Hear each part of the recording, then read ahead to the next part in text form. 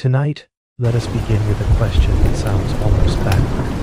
What if the safest way to survive winter was not to build higher walls, or brighter windows, or a stronger roof against the sky, but to sink gently into the earth and let the snow bury you almost out of sight? Not forever, not as a grave, not as a place of panic, as a home.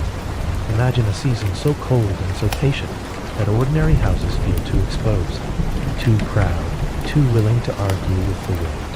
Imagine a land where the open world above you becomes less inviting with each passing week, until survival starts to depend on humility more than boldness, on lowering yourself instead of rising, on accepting the dim, low, hidden room because the hidden room can keep a little heat and the open air cannot.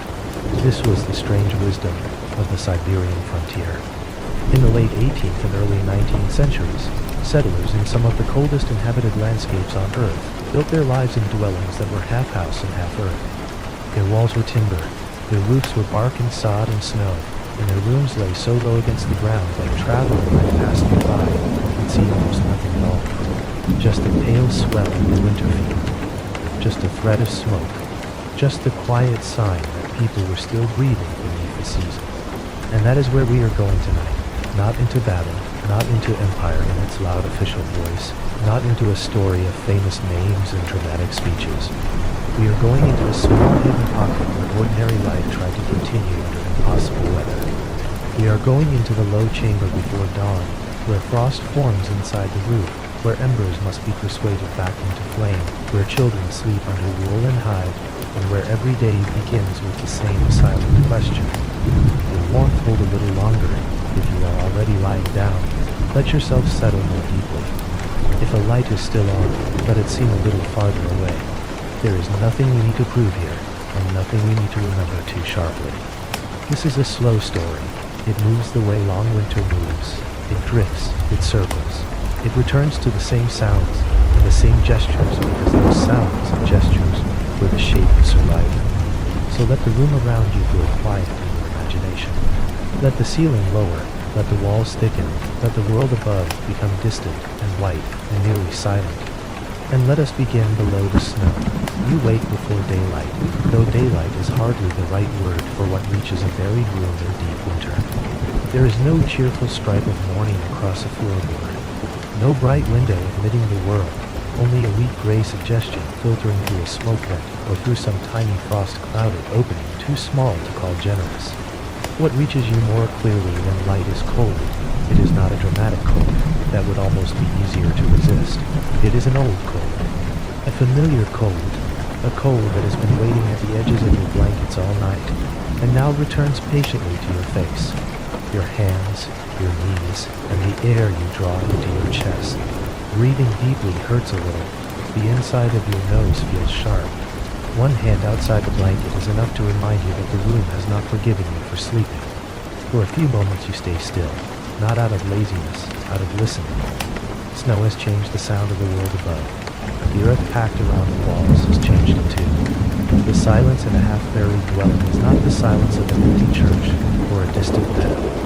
It is a padded silence, a muffled silence, a silence that feels thick around your head, as if sound itself has been pressed down under the weight of winter. Somewhere in that silence, a timber gives a tiny crack as the cold tightens it. Somewhere a shadow softly over a bed of red coals. Somewhere, a child turns in sleep and gives a small sigh before sinking back into dreams. You know the room by memory before you see it clearly.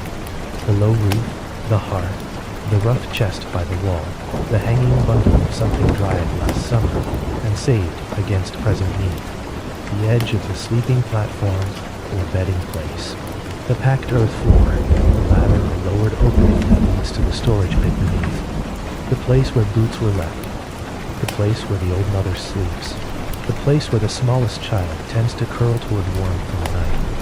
One of the strange things about living under the ground is that the body learns the room before the eyes do. Touch becomes a more faithful servant than sight. You know where to place a hand. You know how many steps cross the narrow space. You know where a beam hangs lower than your forehead, and where the floor is uneven near the hearth. Over months and years, the house enters the body as much as the body inhabits the house. Above you, frost has spread over the inner logs in pale little feathers. In the thin grayness they are almost beautiful. Winter often does that. It decorates what it is trying to destroy. The day cannot begin until the fire begins again. Everything depends on that small stubborn center, warmth.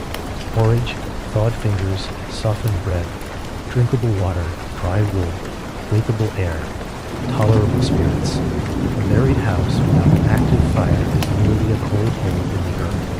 A buried house with a living fire becomes, for a few hours at a time, a world that can be endured. You rise from the bedding carefully because the floor is bitter underfoot, and the stiffness in your joints is worse just after waking. You kneel beside the hearth. Last night's coals are hidden under ash, and whether they survive the dark hours is a matter of luck, skill, and the quantity of wood you could afford to sacrifice before sleep. This is not a task for haste. Haste makes smoke. Haste wastes tinder.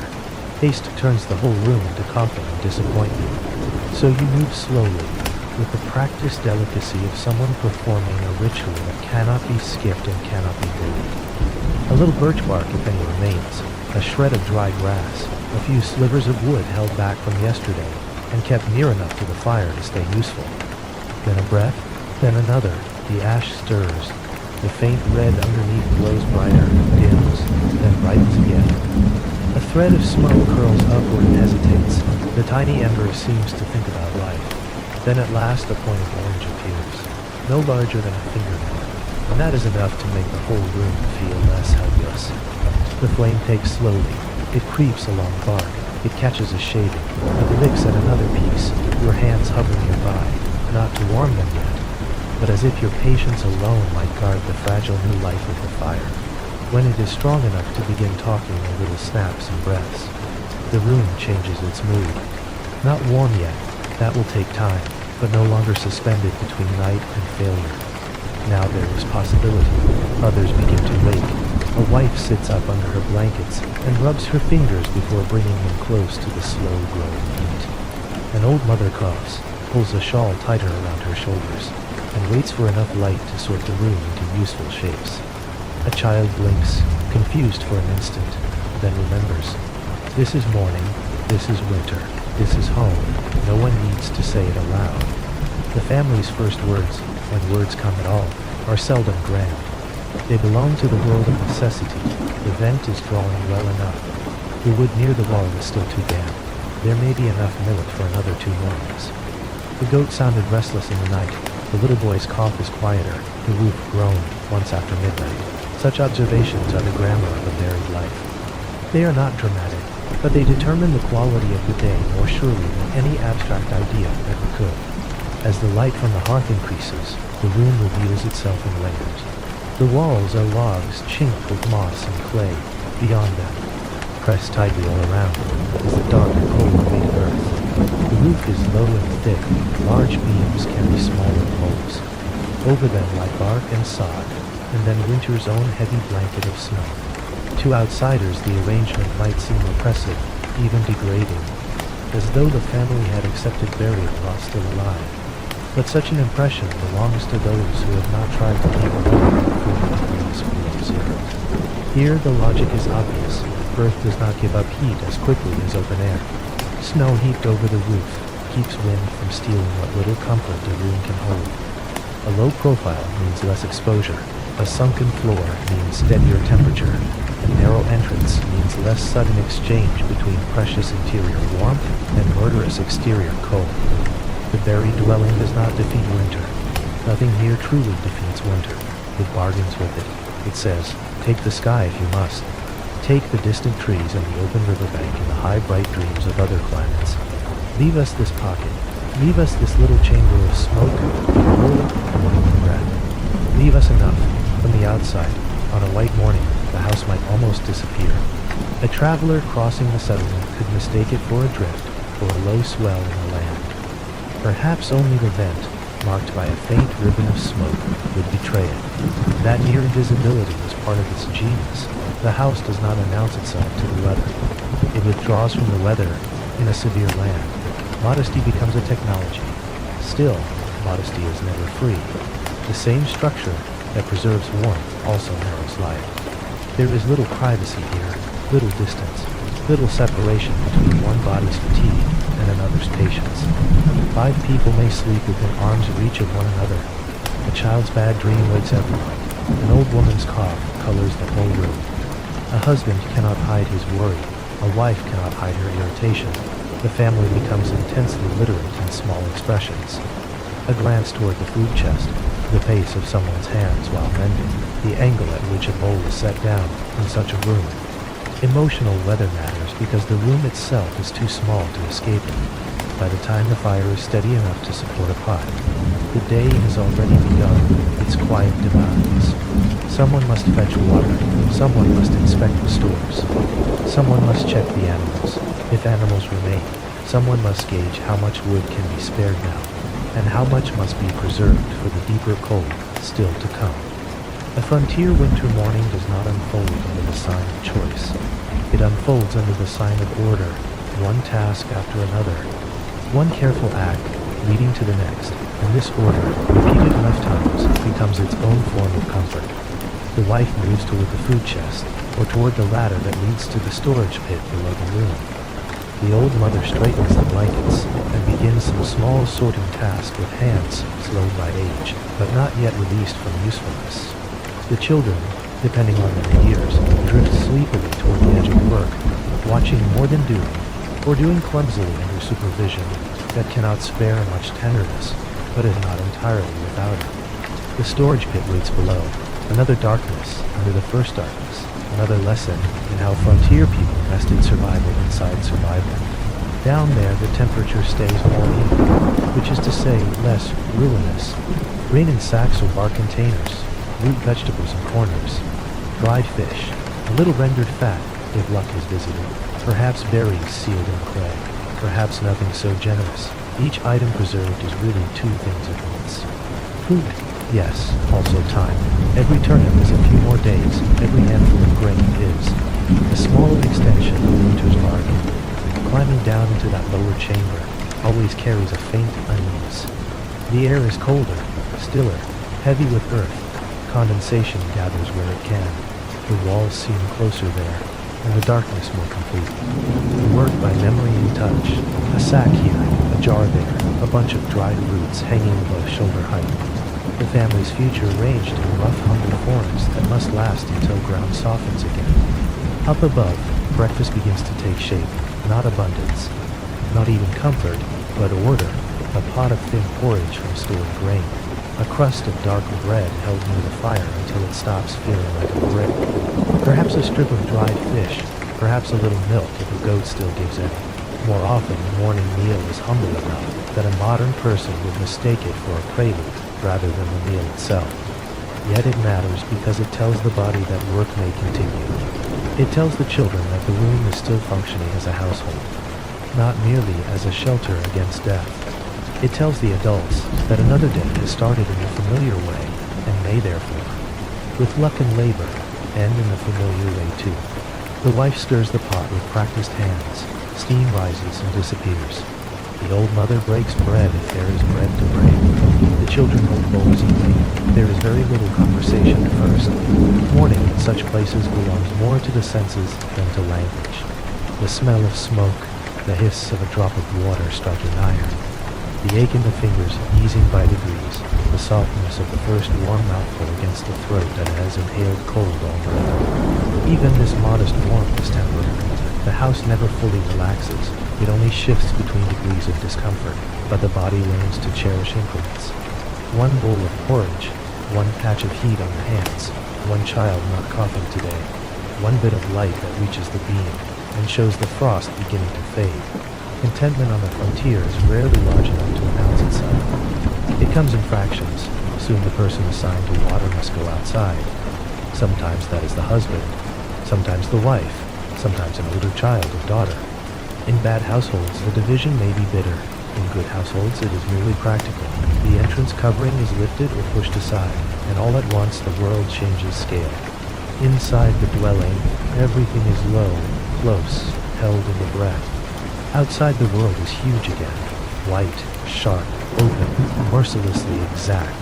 The cold strikes like a thing with intention, It seizes the skin around the eyes if the face is wrapped. It threads itself through the smallest carelessness in clothing. The first breath feels almost too bright for the lungs. If the temperature has fallen low enough, the air itself seems brittle, as though it might break in the chest. Snow lies in thick drifts around the settlement, and in lower, harder packed folds along the beaten paths. The sky is pale, and often unreadable. The sun, if present, is weak with thought rather than ruler of the day. Trees stand dark against the white, their branches burdened and bowed. In deep cold, even sound behaves differently. Footsteps squeak, wood snaps in the forest with a hollow note. Distant calls seem either swallowed at once or carried strangely far. The path to the well, or to a river access cut through ice, exists because bodies have made it exist. Each day the snow tries to erase it. Each day feet restore it. A bent sapling, a broken stump, a certain stone almost hidden beneath drift. These are the landmarks by which winter lives are navigated. Not street names, not polished signs, just memory arranged over land and snow. At the water place, labor begins with impact, iron rod against ice, repeated blows, a change in sound when the crust gives way.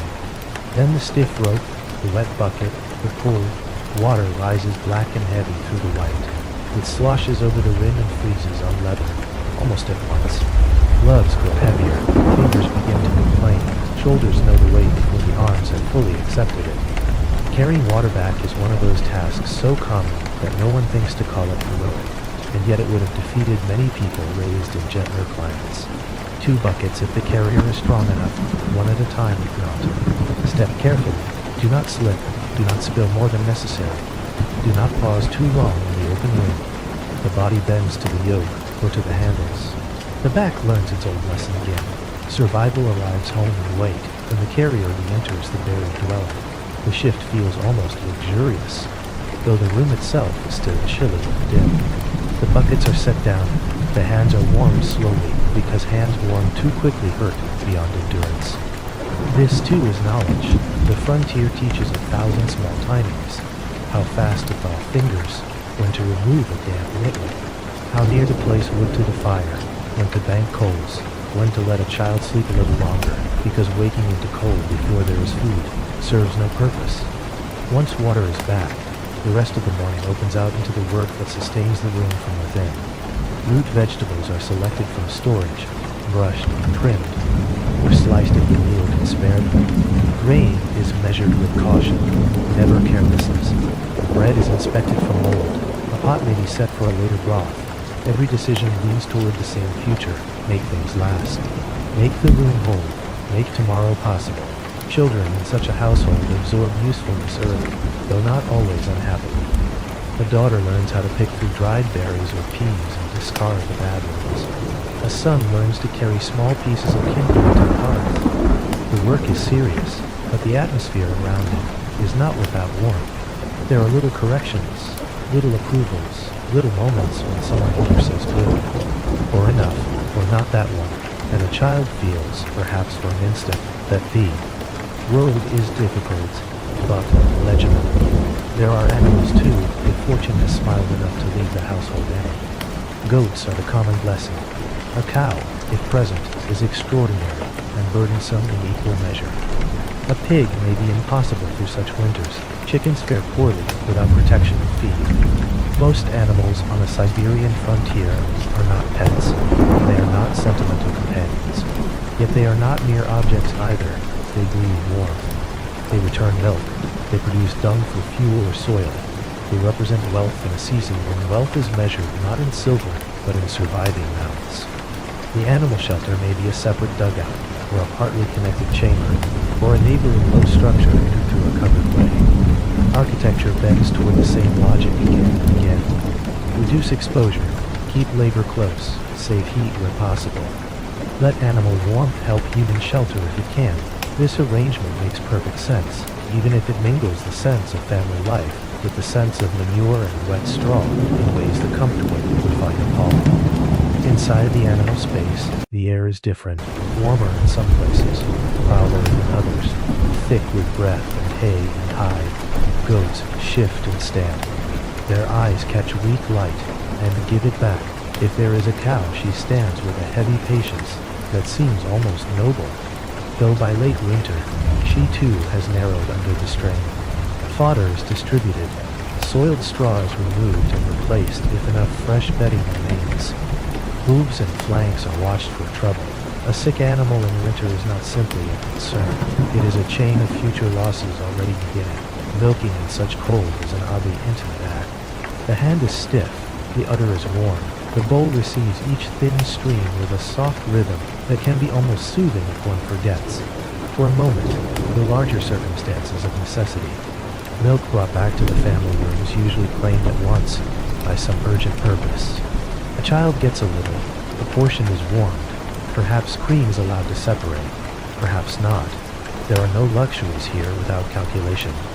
Yet even calculation can feel gentle when it is bound up with care. By now, the morning is well advanced, and one of the great hungers of the day has only just begun asking for its due. Firewood. Everything in a winter household circles back to wood. Without wood, the room cools. Without wood, food remains hard. Without wood, water freezes. Without wood, wool stays damp and dangerous. Without wood, a bad mood can deepen into despair because the fire is not only useful. It is psychological architecture. It gathers the family. It sets the visible center of the room. It turns endless cold into something ordered and manageable. To feed the fire is to feed the mind's ability to continue. So someone must go to the forest. The axe is kept inside if possible. Not for comfort, but because metal that has spent the night outdoors punishes ungloved fingers cruelly. Rope is taken for hauling, sometimes a sled if one exists, and if runners are not broken. A bit of food tucked into a pocket, cloth wrapped over the face, layers checked. One learns to fear sweat almost as much as cold, because the body made wet from exertion may pay dearly once it stops moving.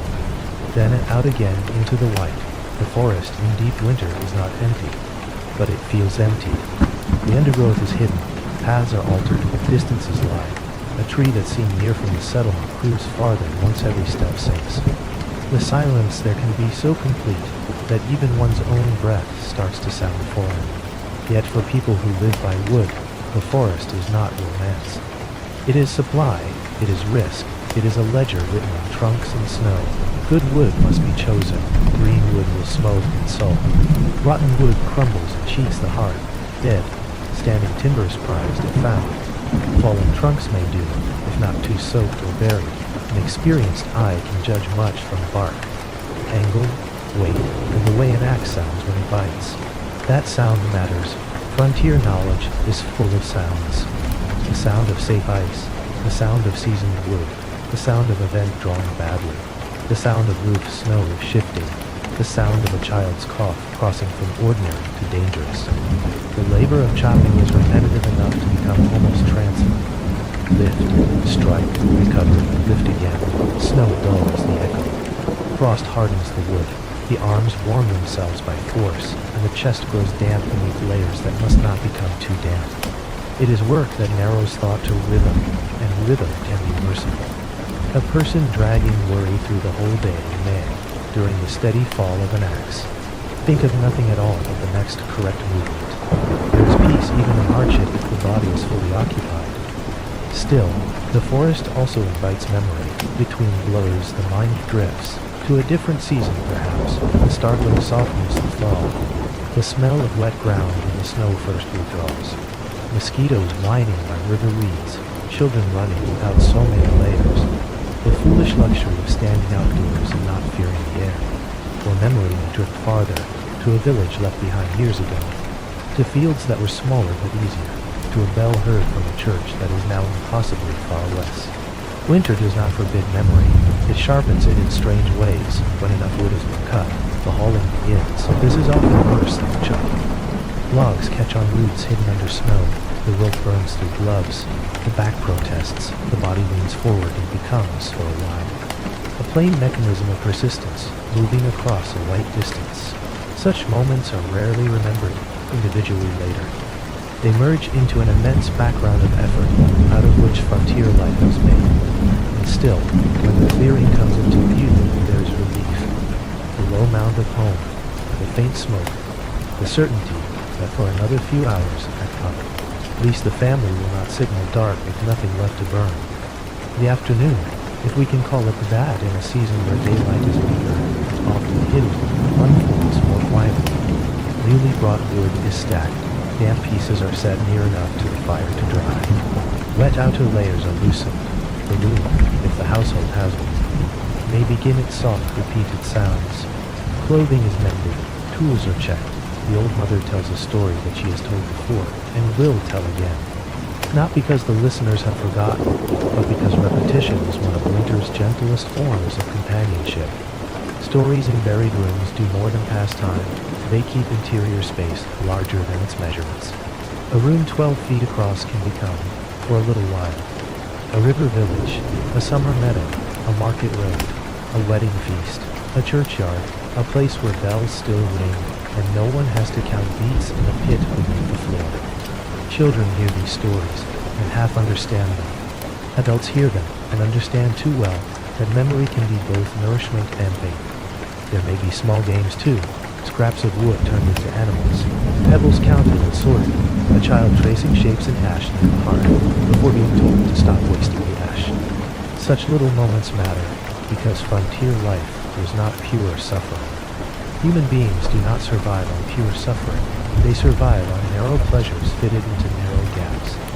A laugh, a remembered song, a warm bowl placed in cold hands, a moment when the wind outside changes and the room feels, briefly, almost cozy. Then comes evening, not with grandeur, but by subtraction. The weak gray beyond the vent fades further, the oil lamp. If there is one and if oil can be spared, is lit for an hour. The room contracts around its yellow glow, shadows enlarge and retreat along the walls. The animals settle, someone adds another piece of wood, someone checks the entrance covering. Someone remembers tomorrow's task and says so now before sleep steals it. The evening meal resembles the morning meal, though hunger has had all day to sharpen the appetite. Porridge again, broth if bones have yielded enough. A few softened roots, bread if bread remains, sometimes fish, more rarely meat. The family eats slowly, partly because slow eating lengthens satisfaction, and partly because in a room so small, to eat slowly is to make the moment seem less desperate than it is. Conversation, when it rises, stays low, practical matters. The child's boot requires patching, the goat is eating less. The neighbor's roof looked poor under today's load of snow. The path to the well drifted badly. Someone should check the trap line tomorrow. Someone should not, because the weather is turning. These are not exciting discussions, but they are the true literature continuation. After the meal, there is a difficult, almost sacred stretch of time in which most necessary labor has been done, and sleep has not yet arrived. In modern life, such a stretch may be filled with distraction. In a buried frontier house, it is filled more often with waiting and with thought. The fire is watched, hands rest, the old mother dozes and wakes, the child's head droops against the parent's shoulder. Outside, winter remains itself. Inside, the family experiences that quiet moment when exhaustion has not yet tipped into sleep, and the mind begins to wander toward larger questions that cannot be usefully answered. Will spring come early? Will the stores last? Will the child outgrow these boots before another can be made? Is the neighbor hiding grain? Did the roof beam sag a little more today? Is there enough hay to keep the goat until thaw? Has the husband overcommitted the household to some future labor exchange? Are there still berries somewhere in the back corner of the pit? Such questions do not always become speech. Sometimes they remain only a tightening of the mouth, or a hand turned longer toward the fire. Eventually, the hearth must be prepared for the night. Bright flame is not the goal now. Endurance is, logs are arranged. Ash is drawn over them in careful measure. Too much ash and the coals die. Too little, the wood burns through before dawn. This balancing act is one of the household's core skills. As ordinary and as necessary as baking or sewing or carrying water. Morning depends on it. Then bedding is gathered, adjusted, shared. Children sleep first. The old mother follows, though often uneasily, with the fractured rest of age. Husband and wife may remain awake a little longer in the dimness, saying very little. It is hard for us now to imagine how complete companionship could be when privacy was so rare and silence so habitual. But frontier marriages often lived in that register. Not dramatic confession, not endless talk, simply two people existing near the same fire, inside the same weather, aware of the same burdens, each knowing that the other must wake tomorrow and resume the same chain of effort. Sleep comes at last, though not all at once and not without vigilance. Even in sleep, some portion of the mind remains with the house, with the vent, with the animals, with the coals, with the possibility of some new sound from roof or child or wind. Buried life teaches a person not to surrender fully, only gradually. Yet eventually even vigilance grows tired, breath slows. The room darkens further, the buried chamber becomes one more layer of night, and then, with only small variations, another day begins again. This daily loop is important because it explains what official documents rarely capture. It explains why people chose low-hidden dwellings. It explains why they seem both astonishingly resilient and oddly dulled by repetition. It explains why memory, mood, and domestic order were not luxuries, but equipment. It explains why winter, on the Siberian frontier, was not an event to be survived once, but a climate of the mind through which entire lives were passed. But of course these families were not born under the snow. They arrived there. Some came willingly, drawn by land, fur, or rumor. Many came because staying where they were had become impossible. Debt, dispute, harsh landlords, legal trouble, administrative pressure, quiet coercion, dressed in the language of opportunity. The empire required bodies in the east. It needed fields cleared, rivers settled, routes supplied, and the vast, half-imagined spaces of Siberia turned into something that looked, in reports, like orderly expansion. Imagine then a little girl in a western village, or perhaps near Kazan, or in another part of European Russia, where winter was hard, but not like this, where fields were known by old names and people remembered their neighbors' grandfathers. She sees dust and summer light. She hears ordinary village noises. Her father works land that is not truly his. Her mother measures grain with the careful despair of the poor. Catastrophe is never far away, but it has not yet taken the form of snowbound exile. Then one bad harvest is followed by another difficulty. Perhaps a disputed measure of grain owed to a landlord. Perhaps a fine. Perhaps debt that deepens beyond retrieving. The father argues. The steward records his protest as insolence. The household's margin disappears. Soon the talk in the village changes. There is land in Siberia. There are allowances. There is a chance to begin again. Everyone understands the sentence beneath the sentence. Go east, or be crushed where you stand. The little girl does not entirely grasp this. To a child, travel is at first exciting. Wheels on road, new forests, rivers wider than any she has seen. Strange families camped near the same fire.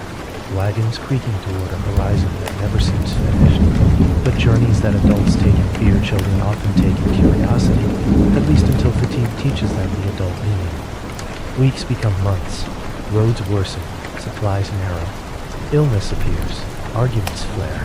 The mother grows quieter. The father grows older in his face before he grows older in years. What had seemed an adventure slowly reveals itself as a thinning. With each mile east, the family becomes less certain of who it was, and more dependent on who it will have to become. When at last they reach a frontier settlement site, the land does not greet them as a promise. It greets them as work, trees to fell, roots to pry out, earth to dig into before the freeze hardens it, a poor shelter to raise quickly because winter is already beginning to draw its line around the place. The first buried dwelling they build is clumsy and insufficient, as first dwellings so often are. Water seeps, smoke lingers, the vent is badly placed, the roof lets in more cold than it should. The room is too shallow, too crude, too hopeful in all the wrong ways, and yet they move into it because there is no alternative. Let us call the little girl Maria, not because every detail of her life belongs to one recorded person, but because history often becomes easier to feel when it is allowed one name. Maria enters Siberian childhood under a roof that smokes badly and walls that sweat with cold earth. Her eyes sting, Her stomach never feels fully satisfied. Her father is trying to make a known life from unknown conditions. Her mother is trying to stop the whole family from coming apart. Maria learns early that adults do not always know what to do, only what must be tried next. Her father has been promised land, but promised land in Siberia is not ready land. It is raw, forested, stony, short-seasoned, crops that ripen farther west hesitate here or fail. Soil behaves differently, frost returns too soon. Distances between households make cooperation difficult. Tools break far from replacement. Every task takes longer than expected because nothing nearby is already arranged for living. The father's body shows the cost first. His hands split, his shoulders stoop. He speaks less confidently. The mother changes differently. She tightens her focus. The room becomes her kingdom, if kingdom can be used for so low and dark a place. She organizes, stores, patches, rations, rotates, watches. She keeps little rituals alive, not because she has leisure for sentiment, but because a family cut loose from all habit may drift into despair. A prayer before a meal, a scrap of song, a certain way of folding bedding. Such acts are tiny bridges back to personhood. Maria watches both parents carefully and learns from each. From her father, she learns that effort may continue even when success is not visible. From her mother, she learns that continuity is built from details so small outsiders never notice them. How to test stored grain, how to dry cloth by a fire without scorching it, how to stretch stew with roots and patience, how to make a rough room feel governed rather than chaotic. By 10, Maria is useful in earnest. She carries water, she gathers brush, she tends animals, she learns the weather signs that matter in places where weather can kill. A certain whiteness in the sky before a heavy fall. The way ravens move before a cold shift. The sound wind makes through one kind of tree versus another. She learns where the river edge is least dangerous under early ice. She learns that fingers can become dangerous to the whole household if they stop feeling it. She learns the frontier habit of noticing everything. She also develops an interior life because children everywhere do. In the long dark afternoons she imagines other rooms. Brighter rooms, rooms with windows large enough to tell time. Rooms in which walls are dry and warm, and no one has to sleep listening to the behavior of the fire. Sometimes these visions come from memory, sometimes from stories told by traders, sometimes from the old mother's recollections of another village, another church, another order of life. Maria does not exactly expect to escape, but imagination itself becomes a form of breathing space. Then her father dies, not in battle, not under a fallen tree, not because history granted him a dramatic exit. He simply does not make one spoon meal. The body that has spent years laboring under poor nutrition, smoke, cold, and exhaustion has quietly reached its edge. Spring arrives outside, but the father does not rise into it. For Maria, the meaning is immediate. Her childhood narrows. There is more to do. A household without an adult man is not impossible on the frontier, but it is harder. Labor must be redistributed. Heavy tasks require exchange with neighbors, or an increase in strain elsewhere. The mother becomes harder still, not colder in spirit, but more severe in method. Maria learns the axe as far as her frame allows. She learns the value of reputation. In a tiny settlement, to be known as competent can mean receiving help when need comes. To be known as careless can be fatal. These are the years in which frontier people are truly made, not by grand revelation, but by repetition under pressure. Maria hauls, tends, cooks, mends, stores, watches, remembers. She sees other families fail, other families adapt. One household loses children to sickness. Another burns partly because smoke and flame are as dangerous as cold in badly built rooms. Another thrives for a season after an unusually kind summer. A quarrel over land or trapping ground sours two families for years. Every event leaves an imprint, yet daily work keeps most grief from becoming theatrical. There is too much to do for long decorative work. When Maria reaches adulthood, marriage presents itself not as romance first, but as structure. A man arrives, perhaps a hunter or trapper, older than she is. Practical, weathered, useful. He has no smooth manners, no endless poetry. but he knows the forest, knows trade routes, knows how to move through winter with some degree of competence. He needs a stable household. She needs strength, not her own. Their joining is negotiated less by blushes than by the arithmetic of survival. To outsiders, such a union might seem bleak. On the frontier, it could be wise and even kind. Respect there often grows from reliability. Does he return when he says he will? Does he bring what the household needs? Does she keep the room functioning through his absences? Do they quarrel wastefully or understand the economy of energy? Can they trust one another with stores, animals, children, and silence? These are the materials from which many marriages were made. Maria's husband is away often, running trap lines or traveling to distant points for trade. This leaves her in a position many frontier wives know well. Married, but functionally responsible for the daily household, almost alone. She carries, cooks, stores, judges, patches, keeps children alive, maintains relations with neighbors, decides what to use and what to save. Her competence deepens not because she is praised for it, but because everyone's life depends on it. Then comes the famine winter. The previous summer was wrong. Too cool, too wet, grain did not ripen well. Hay was poor. What was put into storage was never enough, and everyone knew it before the first lasting snow.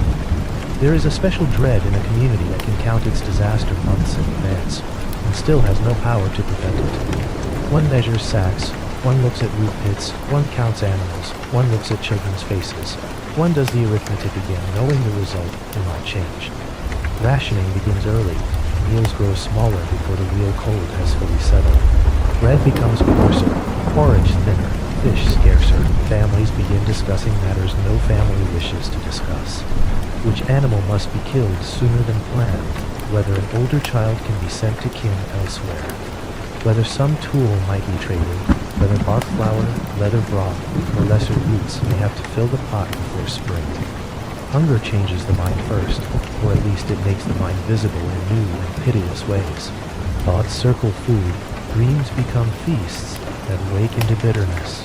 Patience shortens, suspicion grows, small moral comforts fall away one by one. People who were neighborly become guarded. People who were guarded become mean.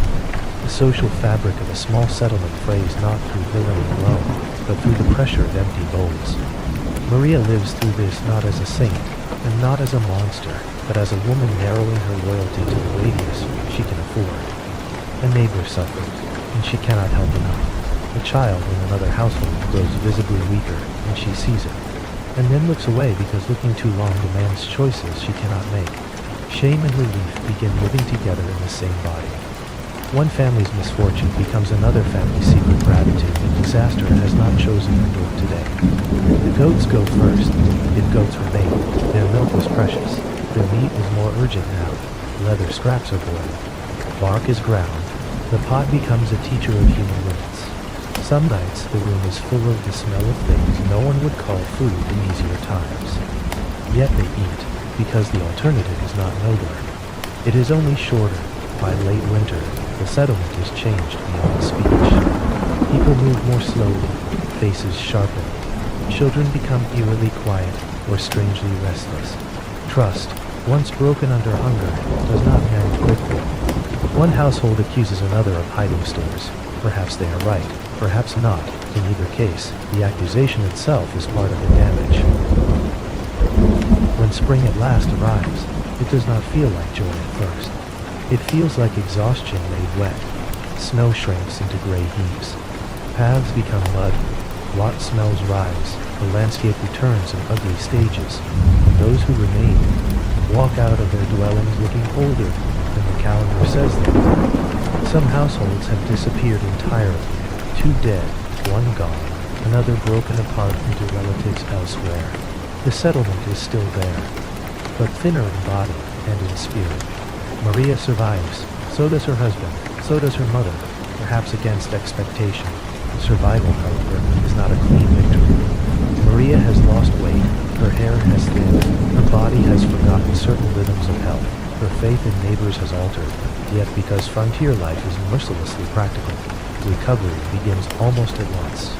Seed must be put down, nets repaired, fish caught, some are used with frantic intelligence because another winter is already implied in every born day. This is one of the great truths of harsh climates. Spring is not rest. It is reprieve under pressure. Work fills the months, planting, foraging, drying, fishing, repairing roof and wall, mending tools, trading, watching the children, burying what the famine winter left behind emotionally, because there is no time to examine it yet.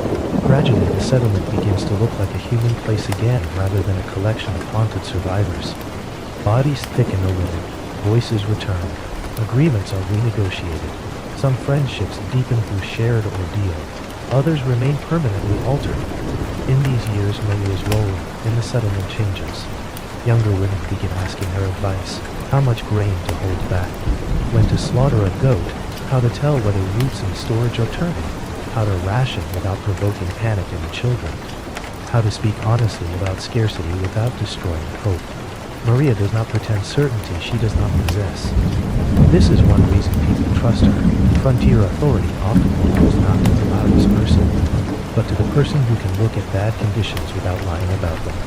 Then motherhood enters again, and with it a softer thread in the harsh weave of life. Maria gives birth to a daughter after the famine years, perhaps later than she once expected, her body having needed time to return from deprivation. The birth takes place where nearly everything takes place in such a world. In the low room, near the fire, with other women, not doctors, with pain that is private and ancient and poorly recorded by formal history. The child lives, Maria lives, and for a while, the whole dwelling is reorganized around the astonishing smallness of their breath. A baby transforms a frontier room, not because hardship vanishes, it does not, but because the future is suddenly visible in a different shape. Tiny clothes are made from scraps. Milk is guarded more carefully. The old mother's voice becomes softer. The husband, when present, seems awkward around the child in ways that reveal a hidden tenderness, or at least a bewildered loyalty. Maria finds that hope, which had become almost entirely practical, now has an emotional center again. Children follow, though not all remain. One dies in infancy. Another daughter survives. The pattern is common enough to have been almost expected, and yet expectation does not reduce grief. Frontier cemeteries fill quietly. Small graves, small markers, small bodies released to earth that was too often frozen to open until the right season. Child mortality is one of the hardest facts buried beneath the softer voice of any bedtime history, but it must be acknowledged gently because it shaped everything. Family planning, emotional caution, ritual, memory, the number of hands available at harvest, the number of bowls at the fire. Maria continues through all of it. Children, losses, seasons, stores, repairs, births, visits from traders, rumors of policy from far-off authorities who understand the settlement only as a line in a ledger. She becomes, without ever formally choosing to become it, a keeper of collective memory. Who helped whom during the famine? Which roof method works best against drifting snow? Which family came from what region? Which old woman knew songs from farther west? Which year the river broke early? Which child had the steadiest hand for traps? Communities like this preserve themselves partly through food and tools, and partly through memory held in living minds. As Maria moves into middle age, the body begins to show the record of the years. Her back bends slightly, her hands ache in damp weather, her teeth loosen or disappear. The cold enters the joints more readily. Yet oddly, her social position strengthens. The very damage done by survival becomes evidence that she understands what survival costs. Younger people come to her not just for instructions, but for steadiness, for proportion, for that frontier wisdom which says, this is bad. Yes, but not unlike bad years before. Or else, no, this is worse, and we must act sooner. Meanwhile, the buried houses themselves improve. Frontier architecture is never static for long, because winter punishes design errors until people learn from them.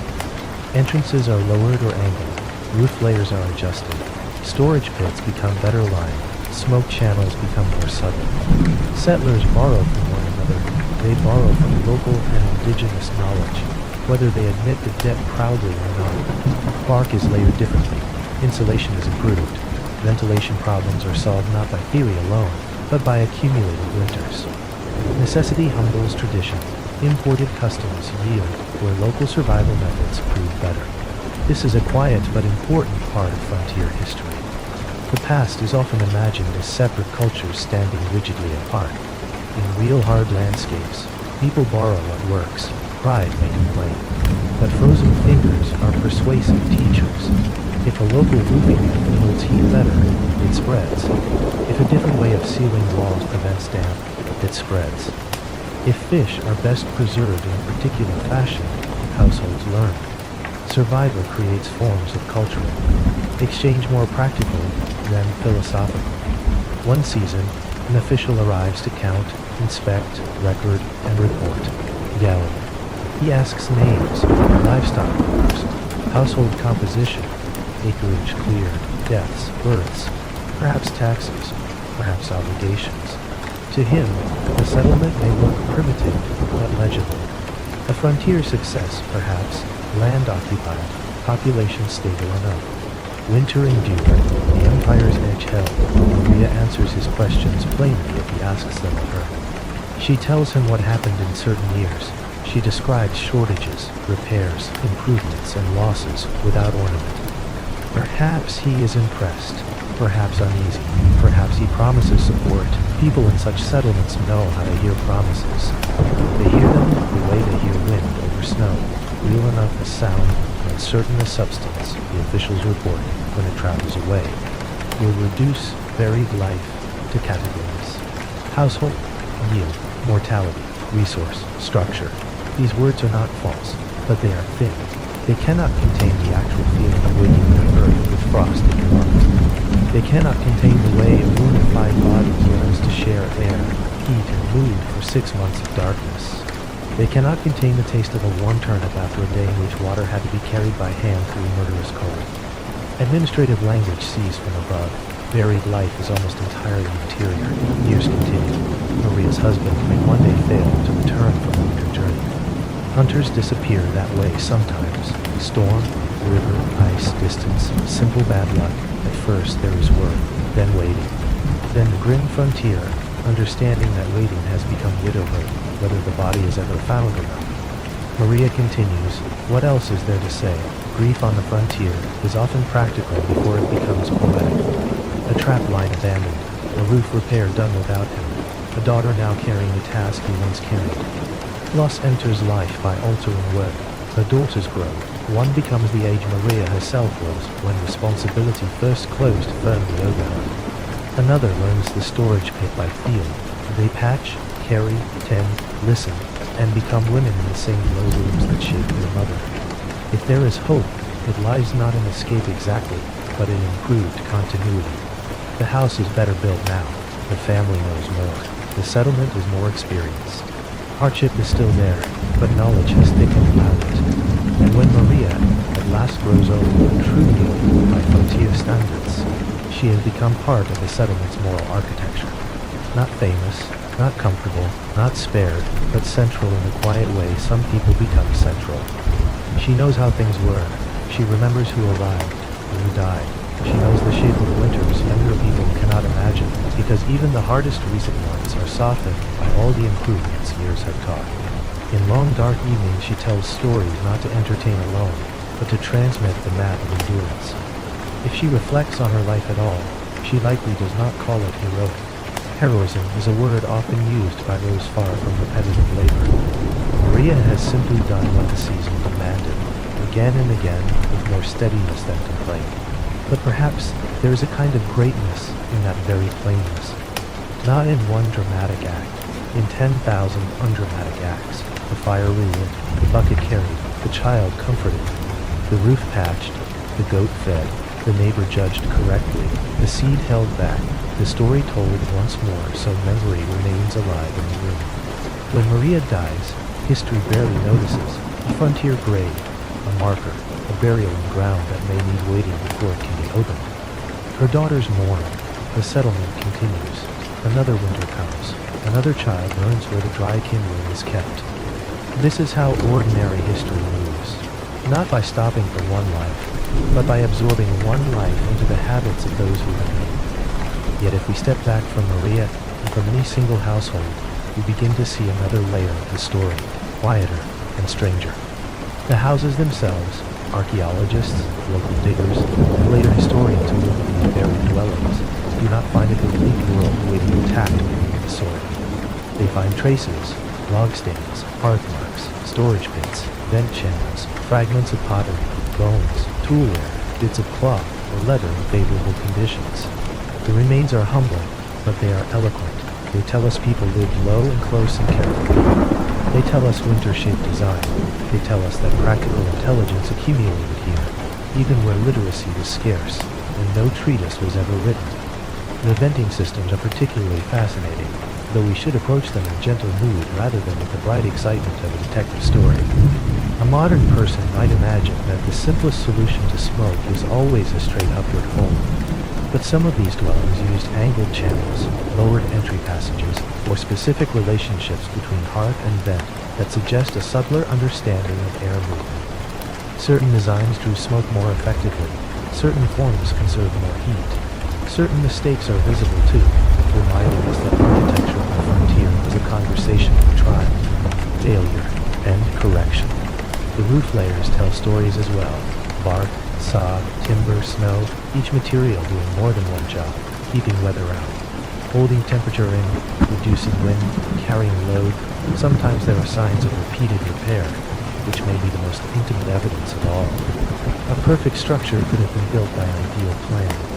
A repaired structure tells us about actual people, actual weather, actual emergencies handled as they arose. Some dwellings contain niches whose purposes are not entirely certain.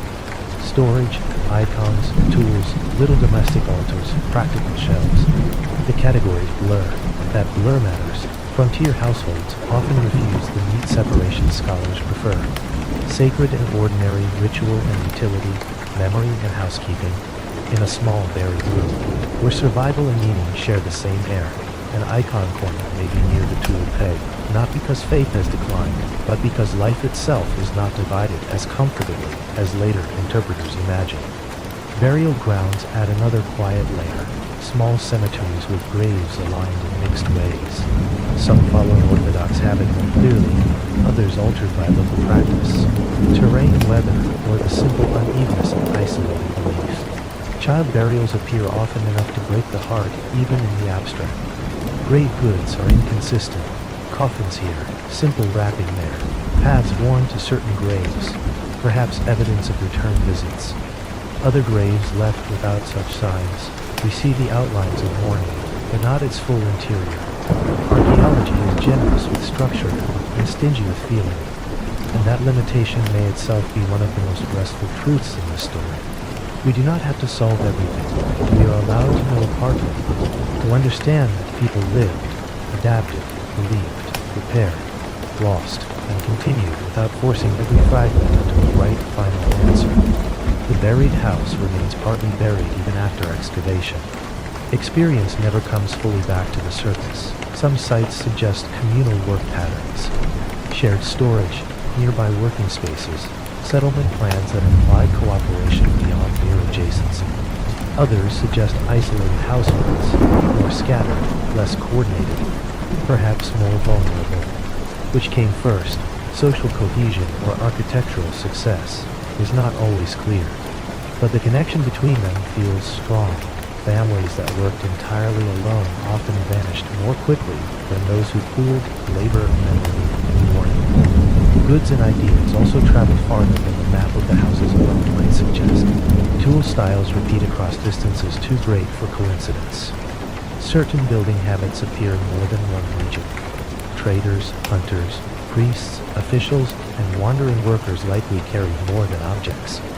They carried news, techniques, fragments of stories, songs, rumors of weather and policy. In this way, even lonely buried dwellings were not completely isolated. They participated, however irregularly, in a thin network of northern exchange. Then, if we rise a little higher in imagination and move toward the towns of the same era, the contrast becomes impossible to ignore. There, in places like Tobolsk or Yakutsk or smaller administrative centers, stood houses above the ground, tall enough to declare confidence, warm enough to alter the very meaning of winter. Merchants, officials, clergy, military men, and their families lived in structures with better stoves, more light, and more separation between functions. One room for receiving guests, another for sleep, another for work.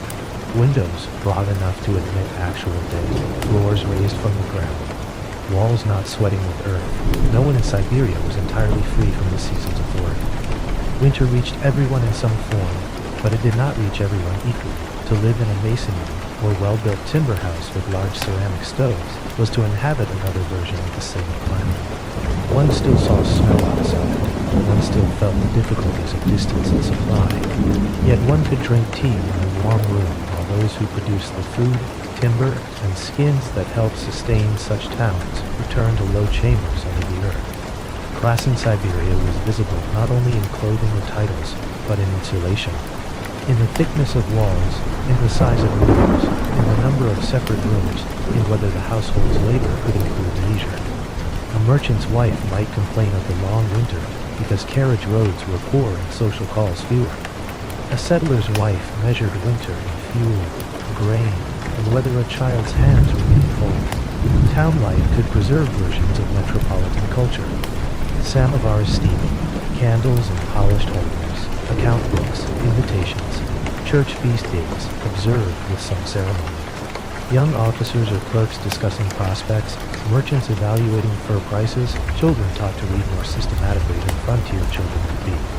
Women with access to fabrics and windows and small imported luxuries. These lives were not perfect. Siberian towns could be harsh, isolated, and provincial. Yet compared with very frontier dwellings, they occupied a different moral temperature entirely. In markets the two worlds touched most clearly. A settler family arrived with produce. Hides, dried fish, or timber. A town agent or merchant bargained. The exchange was practical, but within it stood the whole structure of inequality. One side returning afterward to brighter rooms, another to the low vent in the storage pit. The two worlds were connected so deeply that neither could function without the other, yet they remained experientially almost separate species of winter. Comfort above ground rested partly on labor remote, food from frontier land, skins from remote trap lines, timber from dangerous distances. The empire and its provincial towns depended on the very people whose dwellings looked, to elite eyes, crude and almost embarrassing. That irony is part of the story's quiet power. The hidden house made the visible house possible. Still, we do not need to turn this into a loud sermon. Anger is not the right final mood for the hour. Observation is enough. Warmth gathers around power. Hardship gathers where choices thin. Architecture records that truth with special honesty. A roof tells us what a society was willing or unwilling to provide. And yet when we return, in imagination, to the buried house, the feeling need not be only injustice. It can also be reverence. Reverence for ordinary skill. Reverence for women and men who developed a whole grammar of survival without writing it down in books. Reverence for the patience required to repeat life, rather than perform it grandly. Reverence for the little acts by which human dignity survives even under heavy weather. A sleeve patched well, a child soothed before sleep, the decision to save one last pinch of birch bark for morning. The old mother repeating the story, because repetition itself steadies the room. This kind of endurance rarely becomes legend, because legend prefers dramatic moments. The frontier offers another kind of human strength. Not the flash of one decisive deed, the slow, unwavering line of thousands of ordinary deeds, each too small to celebrate separately, all of them together making the difference between a settlement that persists and one that dissolves under snow. When historians and archaeologists look at such places, they can recover some of the skeleton of that life. Seasonal patterns, building techniques, food remains, burial practices, trade traces, signs of adaptation and exchange. But the flesh of experience remains partly beyond reach. They can see that stories were told, perhaps by carved pieces handled over and over through winter evenings. They can see that faith persisted in altered domestic forms. They can see that households repaired and reoccupied and improved. Yet they cannot fully restore the texture of Maria's tiredness after dragging wood through snow, or the exact relief of her daughter's warm bowl in the dusk. or the feeling of waking in darkness and knowing, before the eyes were fully open, that the house had held through another night. There is humility in that. The past does not belong to us completely. We may study it, honor it, listen toward it, but some part remains hidden, as the houses themselves once remained hidden under the snow. Perhaps that is fitting. Not every life must be fully illuminated to matter. Some are best approached by low light, with patience, and with the acceptance that fragments can still be profound. So now, after all this time below the winter earth, we can begin to lift slowly out of it. Not abruptly, not as though shutting a book with a snap, more like emerging from a room in which everyone else has already gone to sleep. Notice your own breathing again. Notice the surface beneath you. Notice that the dark around you now is not packed earth and timber and frost, but simply a human room in the present. However ordinary it may seem by day, it is at this moment. Rich in comforts those buried households could hardly imagine. Dry walls, reliable heat, perhaps, a blanket that does not smell of smoke, and animal warmth, and damp clay. The option not to rise tomorrow before first light to rescue embers from ash. You do not have to count wood tonight. You do not have to ration turnips in your thoughts. You do not have to listen for a goat in a connected chamber. You do not have to wonder whether spring will come before the grain runs out. Those questions belong to another century now. The people who lived them have long since laid them down. The settlers beneath the snow have had their rest. Their winters are finished. Their low roofs have collapsed into soil or passed into memory. Their names, many of them, have faded, but not the fact of their endurance. We have sat beside that endurance for a while. We have watched it quietly. That is enough. Now let the story begin to recede. Let the buried room dim. Let the vent stop smoking. Let the little fire settle into coals, and then into a memory of heat. Let the snow cover the roof once more in your mind, gently, soundlessly, as if protecting the past from too much disturbance. And let your own room become the only room you need to feel. Your body is here. Your night is here. Your breath is here. Nothing more is being asked of you. No bucket, no axe, no ledger of grain, no watch kept through the dark for the behavior of a half-starved winter. Only rest. If thoughts are still moving, let them move more slowly. Let them lower themselves the way those Siberian houses lowered themselves into the land. Let them become quieter, smaller, warmer, less exposed to the cold winds of the day. You do not need to hold the whole story now. The story can keep itself. Perhaps one last image will remain. A low roof under snow. A thread of smoke. A room beneath it, dim and close. A mother banking the fire. A child already asleep. The old winter world holding still for a few hours before morning asks its questions again. And then even that image may soften. The earth closes over it. The snow smooths it. Night grows kind. Your shoulders loosen. Your jaw unclenches, your hands rest, your breathing finds an easier rhythm. The buried houses are far away now. The cold is far away now. You are here, you are safe, you are warm enough, and the rest of the night can arrive without effort, quietly and completely, like snow falling over a roof no one needs to watch anymore. Good night.